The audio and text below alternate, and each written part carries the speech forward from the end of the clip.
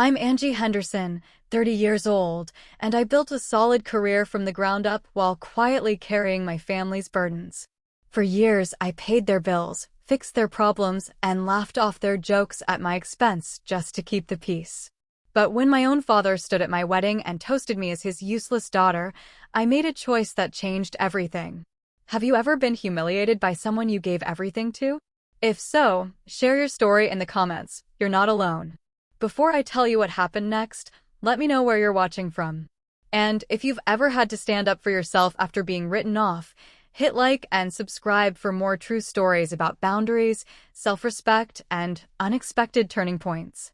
What happened after that toast might surprise you. Growing up in the Henderson house meant walking on eggshells that never quite stayed intact. My father had this way of making you feel like you were perpetually failing some test you didn't know you were taking. The rules changed without warning, and the goalposts moved just when you thought you might actually reach them. Still, I kept trying. Maybe it was stubbornness, maybe it was hope, but I spent most of my childhood and all of my 20s believing that if I just worked hard enough, gave enough, proved myself sufficiently, he'd finally see me as worthy. The evidence suggested otherwise, but I ignored it. When I graduated summa cum laude from college, he mentioned that my cousin had gotten into medical school. When I landed my first real job, he wondered why I hadn't aimed higher. When I bought my first apartment, he questioned whether I could afford the mortgage. Every achievement came with a qualifier, every success with a subtle undermining. My mother would smooth things over later, explaining that he meant well, that he just wanted me to reach my potential. I believed her because I needed to. The financial help started small. A few hundred here and there when they were short on rent. I was young, working entry-level, but I had savings and they seemed desperate. Dad would call with that particular tone in his voice, the one that managed to be both commanding and pitiful. "We're in a tight spot, kiddo. You know how it is." I knew how it was. I also knew that asking anyone else in the family wasn't an option, though I never questioned why that was. I just transferred the money and felt useful, needed, important in some way that grades and jobs hadn't managed to make me feel. The requests grew larger over the years. Car repairs that cost thousands. Medical bills that insurance wouldn't cover. A roof that needed replacing. Emergency after emergency, each one presented as temporary, each one repaid with gratitude that felt genuine enough to keep me writing checks.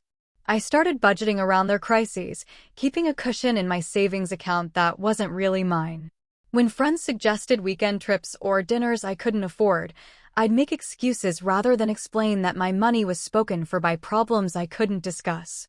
My siblings knew, of course. They had to. But Sarah was in graduate school, drowning in her own debt, and Mom always said we couldn't ask her to sacrifice her future. Marcus had just gotten married and bought a house, and everyone agreed he needed to focus on his new family. Somehow, being single meant being available, being stable meant being responsible for everyone else's instability. The logic was never stated outright, but it didn't need to be. I understood my role. The pattern extended beyond money. When Dad needed help moving offices, I took vacation days. When he wanted someone to drive him to medical appointments, I rearranged my schedule. When family gatherings needed organizing, the planning fell to me. I told myself this was what families did, what love looked like in practice. I told myself that someday, when I needed help, they'd be there for me too. I told myself a lot of things that made the imbalance easier to swallow. But even as I gave and gave, his comments continued. At family dinners, he'd make little observations that felt like paper cuts. "She's not the organized one in the family," he'd say when someone complimented a party I'd planned. "She tries hard, but she's not naturally good with people like Sarah." These weren't cruel observations, exactly, just casual diminishments that left me wondering if I'd imagined the sting.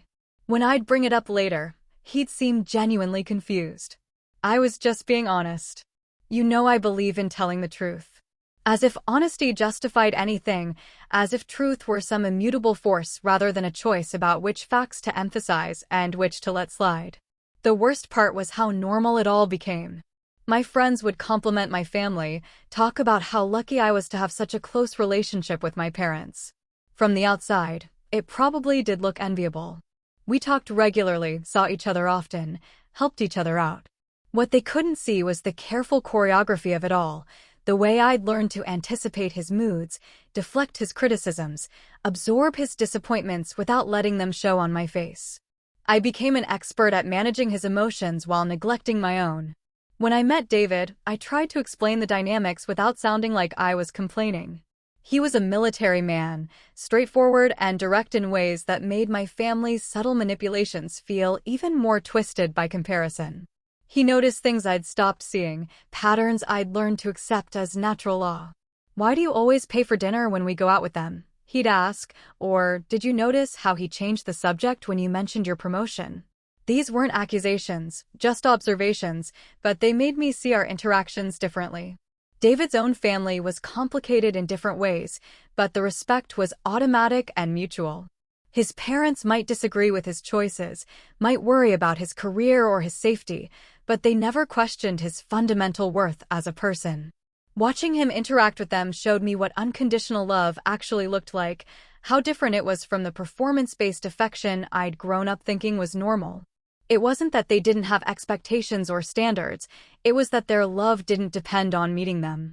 Still, I couldn't imagine cutting ties completely. Despite everything, these were my people. My father had taught me to drive, had come to my school plays, had been there for moments that mattered. The good memories were real, even if they came with conditions I was only beginning to understand. I thought marriage might change things, might give me enough distance to renegotiate the terms of our relationship. I thought maybe becoming Mrs. Davidson would elevate me in his eyes, make him see me as an adult worthy of respect rather than a perpetual child in need of correction. I should have known better. The signs were all there, had been there for years. But hope is stubborn and family loyalty is a hard habit to break. So I planned a wedding and invited them all, still believing that love would eventually win out over everything else. Still believing that this time, finally, would be different. The morning of my wedding, I woke up with butterflies that had nothing to do with David.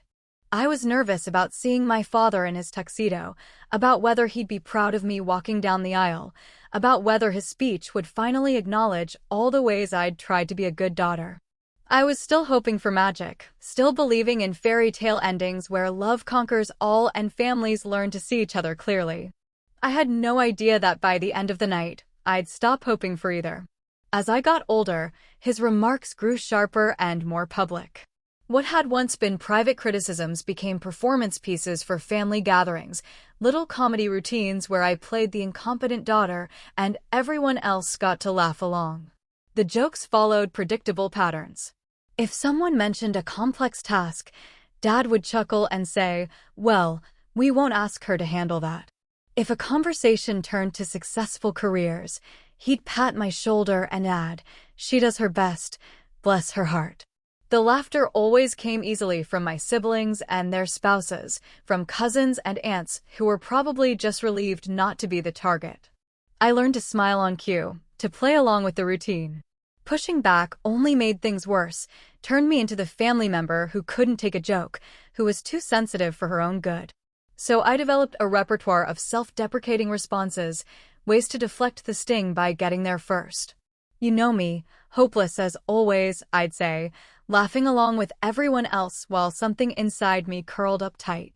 It became second nature, this performance of inadequacy, until I almost believed it myself.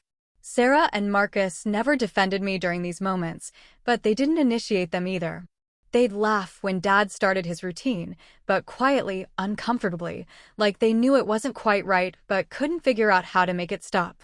Later, in private moments, they'd be kind to me, normal, which made the public humiliations feel even more surreal. It was as if we were all playing roles during family gatherings, reading from a script that none of us remembered writing. The worst incidents happened at larger gatherings, weddings, and holiday parties where the audience was bigger and Dad's performance more elaborate. He seemed to feed off the attention, the way people would lean in to hear what amusing thing he'd say about his bumbling daughter next. I began dreading these events, making excuses to arrive late or leave early, anything to minimize my exposure to the comedy hour. But missing family events entirely wasn't an option, not if I wanted to maintain any relationship with the rest of them. David noticed the pattern immediately, though he was careful not to comment at first. I could see him watching during family dinners, his jaw tightening when Dad would launch into one of his routines. Military training had taught him to observe before acting, to gather intelligence before making tactical decisions. After a few gatherings, he started asking gentle questions. Does he always talk about you like that, or how long has this been going on? The questions made me defensive at first. I'd make excuses, explain that it was just Dad's sense of humor, that he didn't mean anything by it. But David's questions planted seeds that grew uncomfortable in my mind. I started noticing things I'd trained myself to ignore, patterns that had become invisible through repetition. How Dad never told stories that cast me in a positive light. How he'd interrupt me during conversations to correct details that didn't need correcting. How he'd volunteer me for tasks he assumed I couldn't handle properly, setting me up for either failure or backhanded compliments about exceeding expectations. The observations accumulated like evidence in a case I hadn't realized I was building. The financial requests continued throughout this period, maybe even intensified. It was as if playing the role of family disappointment made me more useful somehow, more obligated to prove my worth through practical contributions. Dad would call with emergencies that needed immediate attention, problems that only cash could solve. The conversations always started with affection. Hi kiddo, how's my girl? Before transitioning into crisis mode. I'd find myself agreeing to help before fully understanding what I was agreeing to, caught up in the urgency of whatever disaster needed averting. David didn't understand the financial arrangement, couldn't see why my parents' emergencies were automatically my responsibilities. He'd point out that Sarah and Marcus were never asked to contribute, that my parents seemed remarkably capable of managing their finances except when they needed money from me. His observations stung because they were accurate, but I couldn't admit that without admitting I'd been played for a fool for years. Instead, I'd explain about family loyalty, about being in a position to help when others couldn't. I'd make it sound noble instead of pathetic, generous instead of compulsive.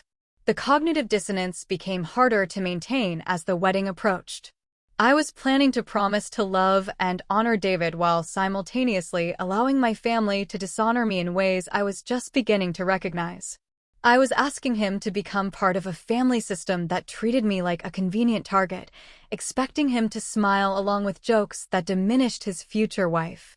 The contradictions were becoming impossible to ignore, but I still couldn't imagine confronting them directly. Instead, I did what I'd always done. I hoped things would change naturally. Maybe marriage would shift the dynamic, force Dad to see me differently. Maybe having an accomplished military officer as a son-in-law would reflect well enough on me to earn some respect by association. Maybe the formality of a wedding, the gravity of the occasion, would inspire him to set aside the comedy routine for one night and speak about me with genuine pride.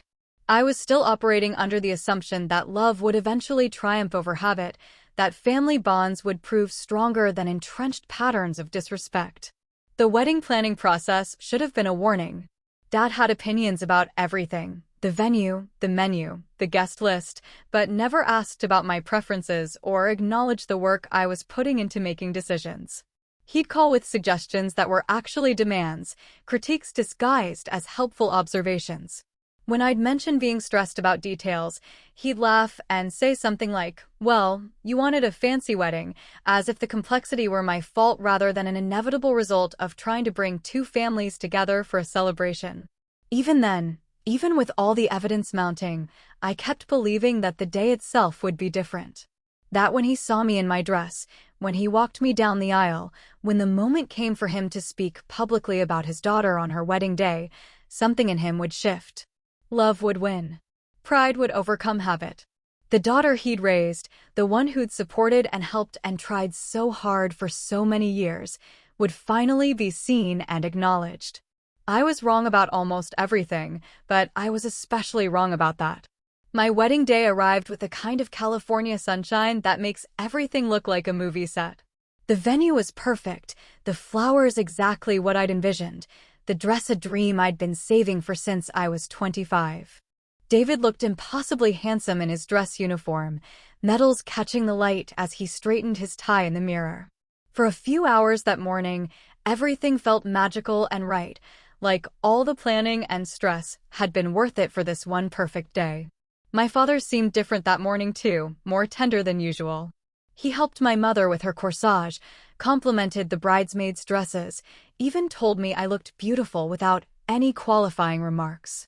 I thought maybe the gravity of the occasion had reached him, that he understood this was a day for celebration rather than performance.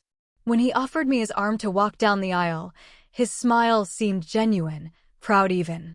For those few minutes, I felt like the daughter I'd always wanted to be. The ceremony was everything I'd hoped for. David's vows made me cry happy tears, and I managed to get through mine without stumbling over the words I'd practiced for weeks. Our families beamed from their seats, cameras flashing, everyone caught up in the romance and joy of the moment. When the pastor pronounced us husband and wife, the cheers were loud and heartfelt. I felt surrounded by love, supported by people who wanted nothing but happiness for us. It was the kind of moment you want to freeze forever, when everything feels possible and right with the world. The reception continued in the same spirit. Dinner was delicious, the band played all our favorite songs, and the dance floor filled up as soon as the music started. David's military friends told embarrassing stories about his academy days, and my college roommates shared memories that made everyone laugh. It felt like a real celebration, a gathering of people who genuinely cared about us and wanted to mark this important transition in our lives. I started to relax for the first time in months, finally able to enjoy the party I'd worked so hard to create. Then came the toasts. David's father spoke first, welcoming me into their family with words that made me feel seen and valued. My maid of honor shared funny stories about our friendship that had everyone smiling. Marcus raised his glass to wish us happiness and success, brief but sincere. Everything was going exactly as planned, exactly as I'd hoped. The evening felt charmed, blessed, perfect in every way that mattered. When my father stood up with his glass, I felt a flutter of anticipation mixed with anxiety. This was the moment I'd been waiting for, hoping for, the chance for him to publicly acknowledge me with pride instead of amusement. The room quieted down, everyone turning to listen to what the bride's father would say. He cleared his throat, smiled at the crowd, and began to speak. "I'd like to propose a toast," he said, his voice carrying clearly through the suddenly silent room. I held my breath, ready to finally hear the words I'd been waiting for my entire life. "To my useless daughter." The words hit like a physical blow, stealing my breath and making my vision blur around the edges. For a split second, I thought I'd misheard, that the acoustics had somehow twisted his words into something cruel and impossible. But the laughter that followed confirmed it. People actually laughed. Cameras flashed. Someone whistled appreciatively, as if he delivered a particularly clever punchline. My face burned with humiliation so complete and devastating that I couldn't even process it fully. I just sat there, frozen in my wedding dress, while my worst fears played out in front of everyone who mattered to me. The laughter seemed to go on forever, though it probably lasted only seconds. I could hear my mother's nervous giggle, Sarah's uncomfortable chuckle, the hearty guffaws of uncles and cousins who thought they were witnessing harmless family teasing. Only David's family sat in stunned silence, their faces reflecting the shock I was too paralyzed to show. I wanted to disappear, to sink through the floor of the beautiful venue and never face any of these people again. Instead, I sat motionless in my chair, my hands clenched in my lap, while everything I'd hoped for crumbled around me. My father continued speaking, but I couldn't hear the words over the roaring in my ears. He was probably adding context now, softening the blow with affectionate qualifiers, but it was too late. The damage was done, the moment ruined, the fairy tale ending I'd been hoping for transformed into a nightmare I'd remember forever. On what should have been the happiest day of my life, in front of everyone I loved, he'd reduced me to a punchline one final time. And people had laughed. That might have been the worst part of all, that they thought it was funny. I barely remember what happened immediately after the toast ended. My mind went somewhere else, somewhere safe and distant where words couldn't reach me. I know people came up to congratulate us, that the band started playing again, that life continued as if nothing devastating had just occurred. I must have smiled and thanked them, must have pretended everything was fine, because no one seemed to notice that I'd essentially died inside during my father's speech.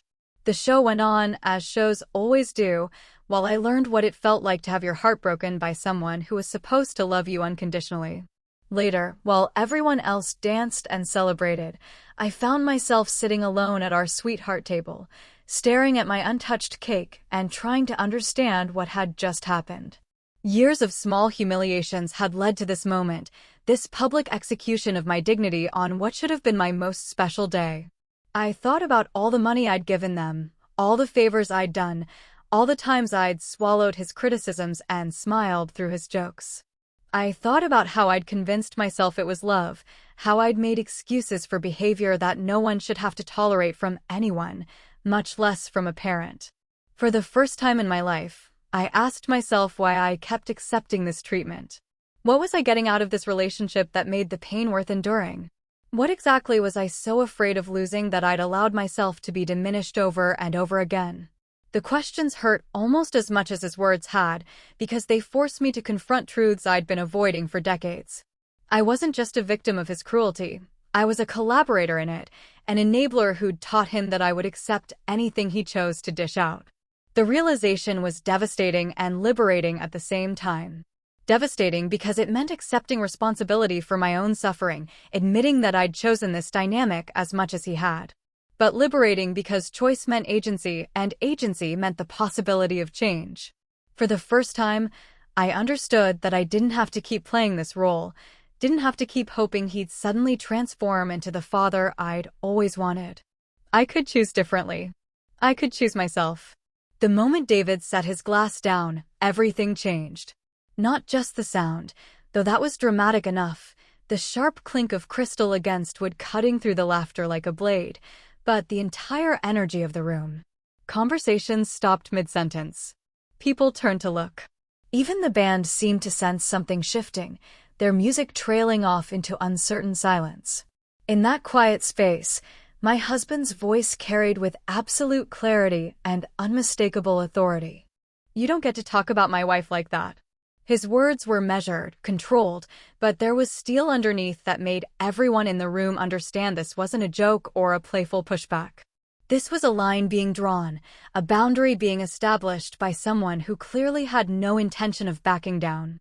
David didn't raise his voice. His military training had taught him that real authority didn't need volume, but every syllable carried the weight of absolute conviction.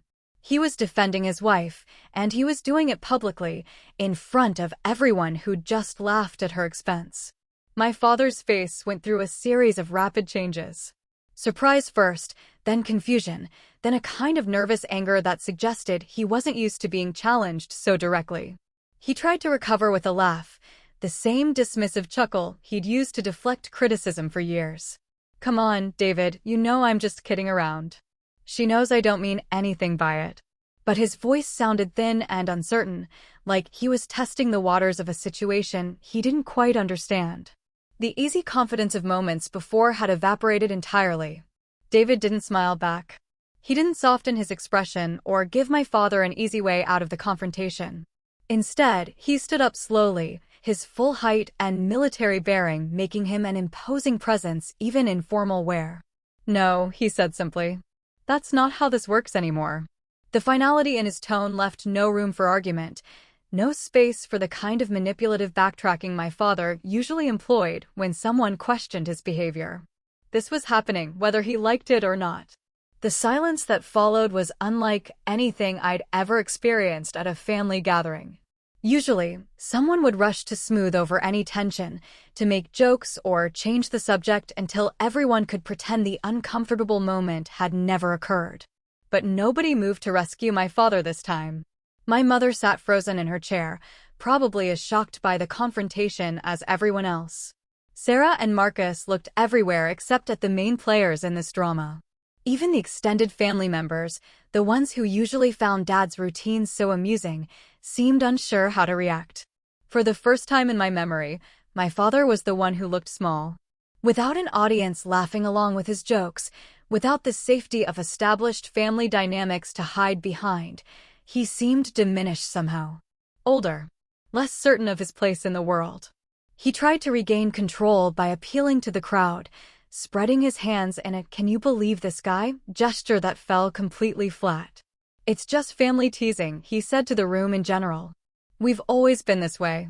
She understands." But nobody laughed this time. Nobody nodded in agreement. Nobody came to his rescue. I realized I was holding my breath, waiting to see what would happen next. Part of me was terrified. This kind of direct confrontation was exactly what I'd spent years trying to avoid. But another part, a part I'd kept buried for so long I'd almost forgotten it existed, felt something I barely recognized. Relief. Someone had finally said what I'd never been able to say myself. Someone had finally stood up to him on my behalf. Someone had seen the cruelty for what it was and refused to pretend it was acceptable. David wasn't finished. He walked around the table until he was standing directly behind my chair, his hands resting gently on my shoulders in a gesture that was both protective and possessive. The message was clear: she's mine now, and I don't accept the way you've been treating her. "I've watched you do this for months," he said, his voice still calm but carrying an edge that made everyone in the room pay attention. "The little comments, the jokes at her expense, the way you make her feel like she has to apologize for existing. It stops now." My father's face flushed red, and for a moment I thought he might explode into one of his rages. But something about David's bearing, his absolute composure in the face of what should have been overwhelming social pressure, seemed to deflate him instead. Maybe it was recognizing another alpha male, someone who wouldn't be intimidated by bluster or manipulation. Maybe it was simply the shock of being called out so directly, so publicly. Whatever it was, he didn't fight back the way I'd expected him to. Instead, he tried a different approach, one I'd seen him use when his usual tactics failed. He softened his voice, put on his most reasonable expression, and tried to make David the unreasonable one. "Look, son, I think you're overreacting. This is just how our family is. We tease each other. It's affectionate." But even as he spoke, his eyes kept darting around the room, looking for support that wasn't materializing. The other guests were watching this unfold like a tennis match, their heads turning between the two men, but their expressions remaining carefully neutral. "Affection doesn't require an audience," David replied. "And it doesn't leave the person feeling worthless." His hands tightened slightly on my shoulders, a subtle reminder that he was there, that I wasn't facing this alone anymore. "I've seen real affection, sir. This isn't it." The "sir" was perfectly polite, but it carried just enough military formality to remind everyone in the room that David knew something about respect, about hierarchy, about the difference between legitimate authority and bullying disguised as humor. The standoff continued for what felt like hours, but was probably only seconds. My father opened and closed his mouth several times, clearly struggling to find a response that would let him save face without backing down completely. The room remained silent except for the distant sound of traffic and the nervous rustling of formal whereas people shifted in their chairs.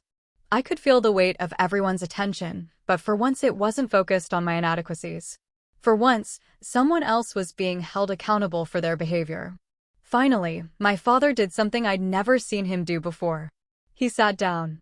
Not gracefully or strategically, but heavily, like a man who'd suddenly realized he was outnumbered and outgunned. He picked up his wine glass with hands that trembled slightly, took a long sip, and stared down at the table. The fight had gone out of him, at least for now. He looked older than his years, deflated in a way that was almost pitiable. Almost. David remained standing for another moment, making sure the lesson had been received and understood by everyone present. Then he leaned down and whispered something in my ear. "Are you okay?" Before taking his seat beside me. His hand found mine under the table, squeezing gently in a gesture of support that grounded me back in the present moment. The crisis was over, at least the immediate one. But I knew that everything had changed, that the balance of power in my family had shifted permanently and irrevocably. Slowly, conversation began to resume around the room. People started talking to their neighbors again, though the topics seemed carefully chosen to avoid anything controversial. The band, reading the room with professional skill, launched into an upbeat song that encouraged people to return to the dance floor. Life was gradually returning to normal, or at least the appearance of normal. But I knew that nothing would ever be quite the same. Someone had finally called out the family emperor for having no clothes, and we couldn't pretend we hadn't all seen him naked. In the months that followed my wedding, I discovered what life looked like when I stopped being the family's designated problem solver. It was quieter than I'd expected, lonelier in some ways, but also cleaner somehow. Without the constant drama of other people's emergencies, I had space to think, to breathe, to remember who I was when I wasn't performing the role of dutiful daughter or convenient scapegoat. The silence felt strange at first, like walking into a house where the air conditioning has finally stopped running and you realize how long you've been living with that constant background noise. The phone calls were the first thing to change. Where once my father would call several times a week with updates on family news, requests for favors, or problems that needed my immediate attention, now days would pass without hearing from him. When he did call, the conversations were stilted and brief, neither of us quite sure how to navigate this new dynamic where I wasn't automatically available for whatever he needed. He seemed to be waiting for me to go back to normal, to pretend the wedding incident had never happened and resume my traditional role as the family's unpaid crisis management service. But I couldn't go back. David's defense had cracked something open in me, some protective shell I'd built around the truth of my situation.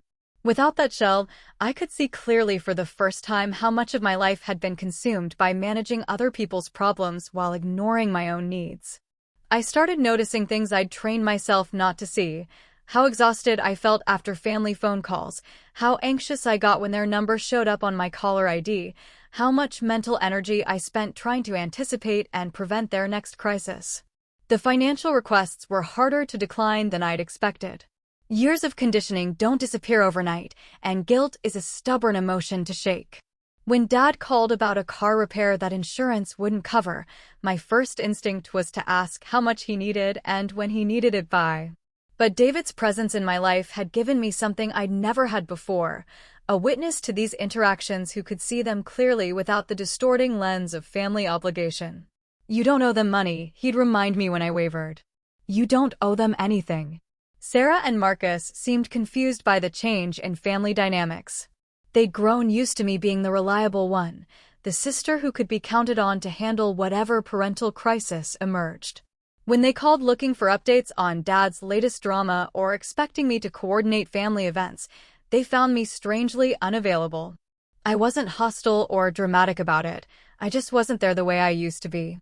I stopped being the family's central communication hub, the person everyone called first when they needed information or assistance or someone to vent to about the others.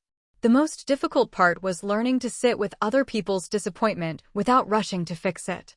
Dad would call with problems that would have once sent me into immediate problem-solving mode, and I'd have to consciously resist the urge to step in. When he mentioned being behind on bills, I offered emotional support instead of financial assistance. When he needed help with complicated paperwork, I suggested he hire someone rather than volunteering my weekend. The conversations often ended awkwardly, with long silences where his expectation of my help bumped up against my new boundaries. Some family members tried to guilt me back into my old role. "He's getting older," my mother would say when I declined to handle some task that Dad couldn't manage alone. "You know how he is. It's just easier if you take care of it." But easier for whom? I was beginning to understand that my convenience had always been sacrificed for everyone else's, that easier usually meant easier for them while being much harder for me. I started asking questions that made people uncomfortable. Why can't Marcus help with this? Why is this automatically my responsibility? What happened before I was available to handle these things? The questions revealed cracks in the family narrative that had sustained my role as the designated helper. It turned out that many of their emergencies were actually predictable consequences of poor planning or irresponsible behavior. The financial crises often coincided with unnecessary purchases or expensive vacations that somehow hadn't been mentioned when they were asking for money. The urgent deadlines were frequently the result of procrastination or disorganization that could have been avoided with basic adult planning skills. Without me rushing in to solve every problem, some interesting patterns emerged. Marcus and Sarah started getting calls they'd never received before, requests for help that had previously been routed automatically to me. They discovered what it felt like to be the family's first choice for difficult conversations, inconvenient favors, and emergency assistance. Some of them rose to the occasion admirably. Others suddenly became very busy whenever their phones rang. The distribution of family labor began to equalize in ways that revealed how unbalanced it had been before. Dad's reaction to these changes was complex and sometimes concerning. Without my constant support propping up his image, his shortcomings became more visible to the rest of the family. The charming, slightly helpless father figure who needed his capable daughter's assistance was revealed to be someone whose problems were often self-created and whose helplessness was somewhat selective. Family gatherings became tenser as people witnessed behavior they'd previously only heard about secondhand, filtered through my diplomatic reporting. The most surprising development was how much energy I had once I stopped spending it all on family management. Projects I'd put off for years suddenly seemed manageable. Hobbies I'd abandoned due to lack of time reappeared in my schedule. David and I could make weekend plans without me having to check first whether any family crises needed my attention. I started sleeping better, worrying less, feeling like my life belonged to me again instead of being borrowed indefinitely by people who couldn't manage their own affairs. But the transition wasn't without cost. Some relationships were damaged, possibly permanently. Extended family members who'd grown used to my organizational skills and conflict management abilities began excluding me from events I'd previously helped plan.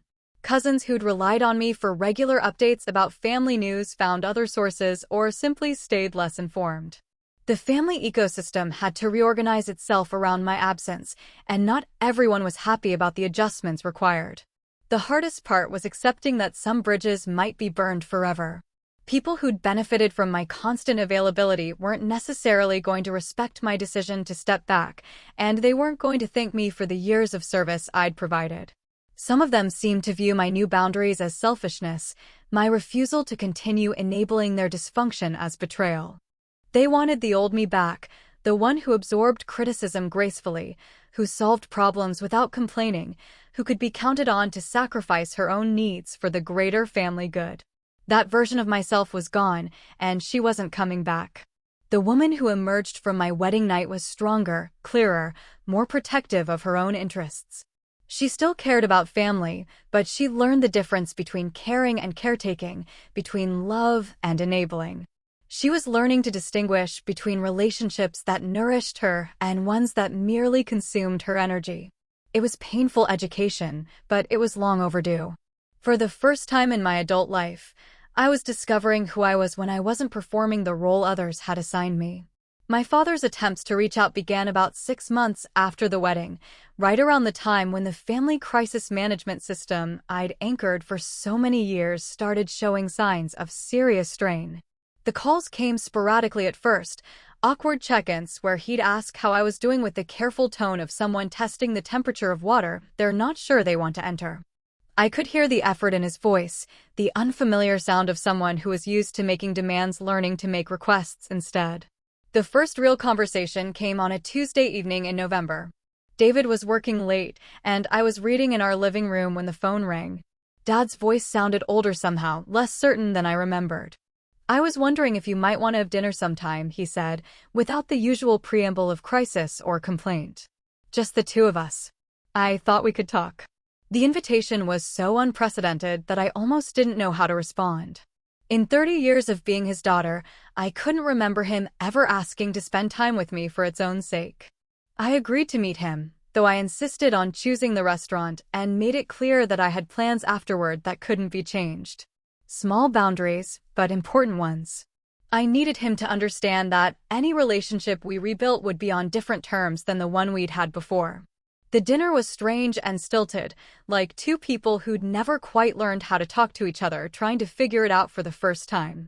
He asked about my job, my marriage, my life in general, but his questions felt rehearsed, like he'd prepared a list beforehand of appropriate topics for father-daughter conversations. I answered politely but without the eager-to-please energy that had characterized our interactions for decades. I was pleasant but not accommodating, present but not available in the way I used to be. About halfway through the meal, he cleared his throat and said, "I know things have been different since the wedding." It wasn't quite an apology, but it was closer to acknowledgement than I'd ever gotten from him before. I didn't realize. He started, then stopped, seeming to struggle with words that didn't come naturally to him. "I suppose I didn't think about how some of the things I said might sound to you." The passive voice was telling. Even in this moment of attempted reconciliation, he couldn't quite take full responsibility for his choices. I didn't make it easy for him. The old me would have rushed to reassure him, to minimize the damage and smooth over the awkwardness so we could all pretend everything was fine. But the new me sat quietly and waited for him to finish his thought. If he wanted forgiveness, he was going to have to actually ask for it. If he wanted a relationship with me, he was going to have to explain what that relationship would look like and why I should want to participate in it. The silence stretched between us until he tried again. "Your husband," he said carefully, "he made some valid points that night. About respect. About how families should treat each other." It was progress, I suppose, though calling David your husband instead of using his name suggested that he still saw him as an interloper rather than a permanent part of my life. Still, acknowledging that David had been right about anything was a significant concession from someone who rarely admitted error. I waited for more, but that seemed to be the extent of his prepared remarks. When it became clear that I wasn't going to fill the awkward silence with gracious acceptance, he shifted uncomfortably in his chair and tried a different approach. "I miss talking to you," he said, and for the first time that evening, his words sounded completely genuine. "I miss knowing what's going on in your life. I miss having you involved in family things." The admission surprised me with its honesty, but it also revealed how little he understood about why our relationship had changed. "You can know what's going on in my life," I told him. "But the way you learn about it has to be different. You can't call me every week with some crisis and then act like I'm unreasonable for not dropping everything to fix it. You can't make jokes about me being incompetent and expect me to laugh along.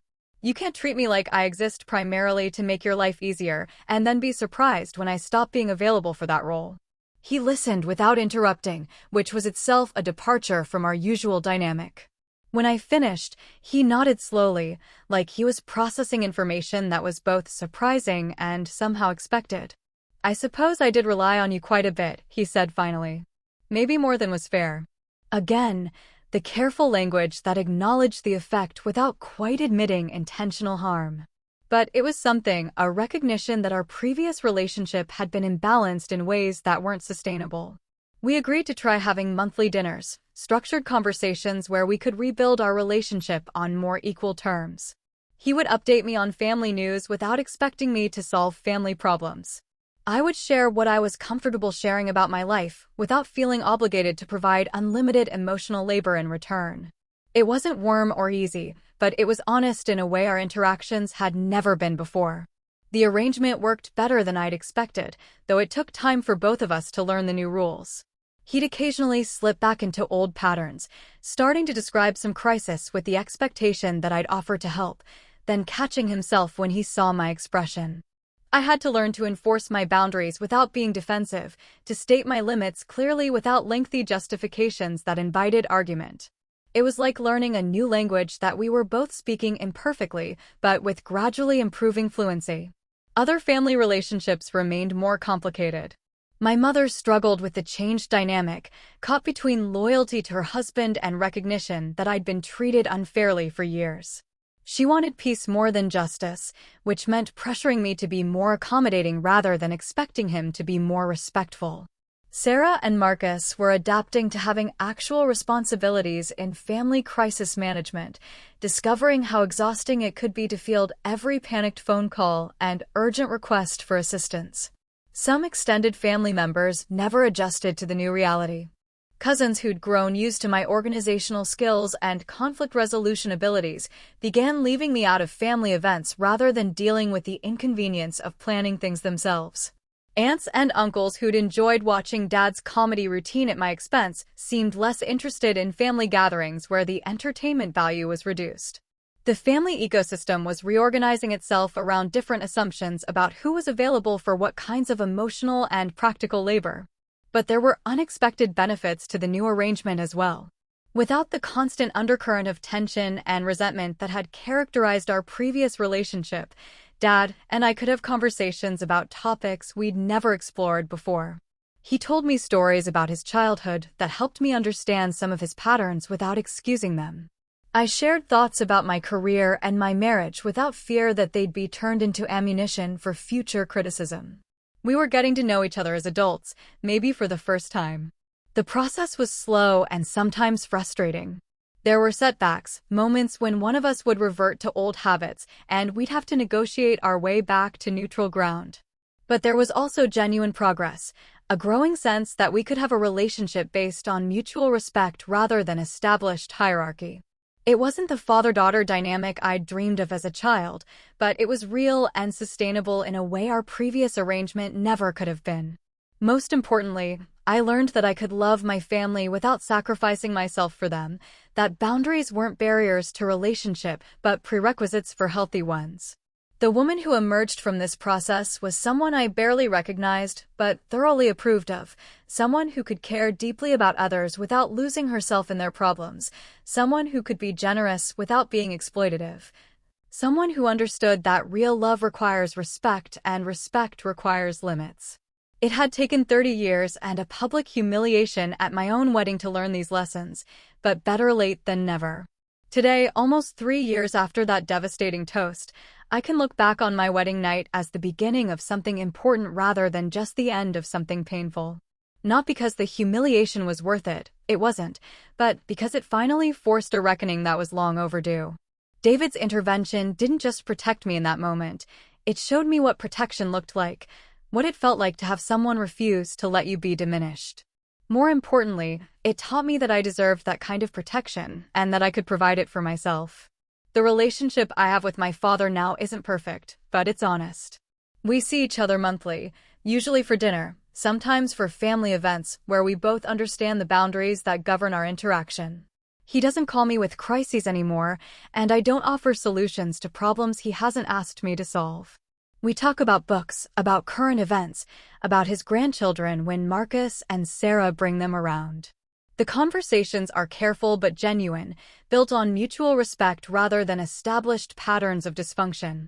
He's never apologized directly for that toast or for the years of subtle cruelty that preceded it. I don't think he's capable of that kind of complete accountability, and I've made peace with that limitation. What matters more is that the behavior has changed, that he's learned to interact with me as an adult worthy of consideration rather than a convenient target for his frustrations. The relationship we have now is smaller than what I once hoped for, but it's also cleaner, more sustainable, more real. My marriage to David grew stronger through this process, deepened by the knowledge that he would stand up for me when I couldn't stand up for myself, broadened by the trust that comes from surviving conflict together. He taught me what it looked like to have someone in your corner unconditionally, not because you'd earned it through perfect behavior, but because you deserved it simply by existing. That lesson changed everything about how I understood relationships, family, love itself. The other family relationships found their own new equilibriums. Sarah and I are closer now, bonded by her growing understanding of what it was like to be Dad's primary emotional support system. Marcus struggled more with the changes, resistant to taking on responsibilities he'd never had to shoulder before, but even he eventually adapted. My mother remains caught in the middle, but she's learned to navigate family dynamics without expecting me to sacrifice my own well-being for everyone else's comfort. The extended family mostly adjusted or drifted away, depending on how much they valued the relationships versus the convenience of my previous role. Some cousins and aunts who'd relied on my organizational skills found other ways to coordinate family events, or simply had smaller, less elaborate gatherings. Others discovered they enjoyed more intimate celebrations that didn't require extensive planning and management. The family continued to function, just differently. What I gained in this process was something I'd never had before, a clear sense of my own worth that didn't depend on other people's validation or approval. For 30 years, I'd measured my value by how useful I could be to others, how much I could give, how many problems I could solve. Now I know that my worth exists independently of my utility, that I deserve respect and consideration simply because I'm a human being worthy of dignity. That knowledge is armor against manipulation, protection against people who would exploit my generosity or mistake my kindness for weakness. The woman who sits in that wedding photo, frozen in humiliation while cameras flashed around her, learned something crucial that night. She didn't have to accept being diminished by anyone, not even family, not even people she loved. She learned that dignity isn't granted by others, but claimed by refusing to surrender it. She learned that real love requires respect, and respect requires boundaries, and boundaries are not walls, but foundations for relationships built to last. The toast that was meant to diminish me ultimately liberated me. The public humiliation that should have been my lowest moment became the catalyst for the most important growth of my adult life. I wouldn't choose to relive that night, wouldn't wish that kind of pain on anyone, but I can't pretend I'm not grateful for where it led me. Sometimes the worst moments teach us the most important lessons. Sometimes we have to lose everything we thought we wanted to find what we actually needed. Sometimes love looks like a glass being set down firmly enough to cut through years of laughter and silence, a room full of people who needed to hear an uncomfortable truth. My father raised his glass that night to toast his useless daughter. What he didn't realize was that he was actually toasting the end of his usefulness to me, the conclusion of a dynamic that had sustained him at my expense for decades. The daughter he thought he was dismissing was already gone, replaced by a woman who knew her worth and wouldn't settle for less than she deserved. The joke was on him in the end. He just never understood the punchline. That night taught me something simple but life-changing. Respect isn't given by family just because they're family. It's earned, and it's also demanded. Have you ever had to draw a line with someone close to you? Did they fight it, or did they finally listen? Let me know in the comments. I read everyone. And if this story resonated with you, hit like, subscribe, and share it with someone who might need to hear it today.